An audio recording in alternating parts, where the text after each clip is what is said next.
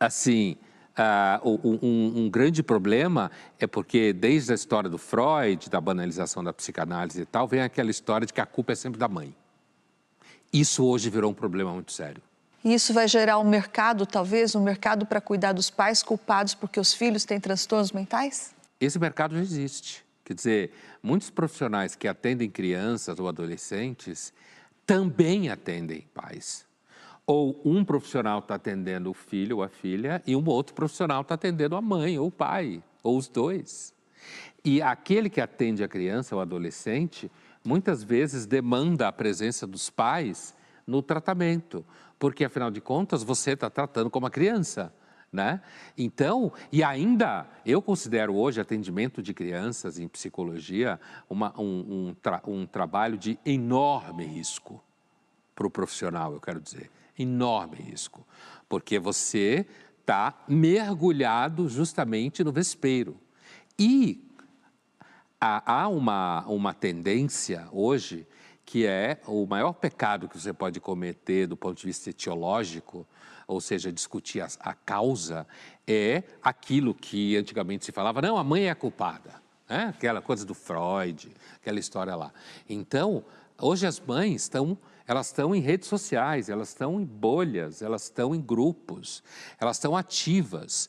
E hoje, um dos maiores pecados que você pode cometer no âmbito do mercado da saúde mental é imputar ao ambiente onde a criança cresceu algum tipo de causa. Imputar ao ambiente é um eufemismo, um jeito diferente de dizer a culpa é da mãe ou do pai. É o jeito de falar tecnicamente, imputar ao ambiente, falar de falha ambiental, ou seja lá o que for. Você consegue, de alguma forma, produzir um distanciamento em que a culpa, como você dizia há pouco, como eu falava da culpa de imputar aos pais a responsabilidade ou uma falha ambiental, diminui um pouco, porque não fui eu que errei, é um problema genético. Ok, então cerebral. Você desloca a culpa do ambiente, ou seja, dos pais talvez, para o ambiente da ciência, da ciência não, da genética, né? Você retira a noção de culpa. Retira. Agora, isso faz o quê? Faz bem para o mercado? Faz bem... Por que você diz que isso é um pecado capital?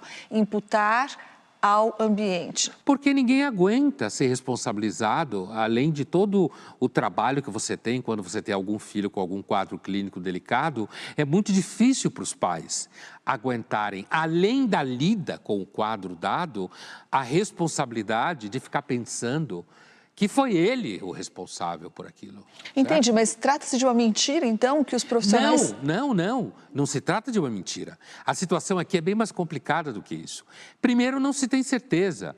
No tempo em que a psicanálise reinava a carreira solo, e a psicanálise tem uma tradição de tratar da falha ambiental, de tratar de temas a ver com a vida psicológica, a infância primitiva, como se fala, romance familiar. Então, você tinha essa cultura de responsabilização dos pais da família. As ciências orgânicas, a psiquiatria orgânica, a neurologia, o estudo do cérebro, o estudo genético, ele tem um ganho secundário para os pais, que é o deslocamento da causação.